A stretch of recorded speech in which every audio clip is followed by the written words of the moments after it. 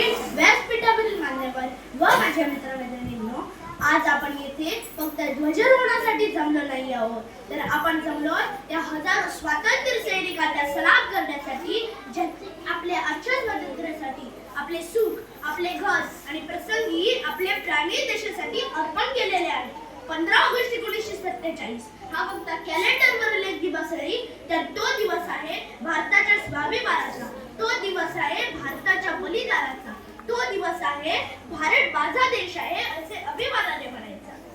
मित्रांनो, मला एक सांगा, आपल्याला जर स्वातंत्र्य मिळाले म्हणजे आपली जबाबदारी संपली का हो?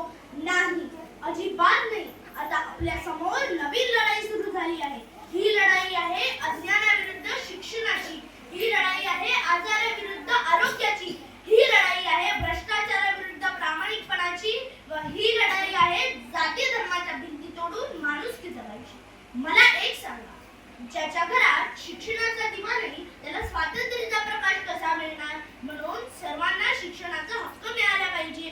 गरीब असो वा श्रीमंत, गावातील असो वा शहरातील, सर्वांना शिक्षणाची समान संधी मिळाली पाहिजे. आणि फक्त शिक्षणच नाही तर आरोग्याच्या सोयी सुविधा सुद्धा सर्वांना मिळाल्या पाहिजे. कारण निरोगी नागरिक म्हणजे मजबूत राष्ट्र. गरीबातल्या गरीब माणसाला सुद्धा चांगले उपचार मिळाले पाहिजे. गावागावात चांगल्या आरोग्याच्या सोयी सुविधा झाल्या पाहिजेत. कारण निरोगी भारत म्हणजे समृद्ध भारत आणि आजारी भारत नावासत्य होऊच शकत नाही. आता थोडं राजकारणावर पण बोलतो, तर राजकारण वाईट नाही, वाईट असते ते स्वार्थाचे राजकारण. आता जे काही चालू आहे ते मी तुम्हाला सांगण्याची गरजच नाही.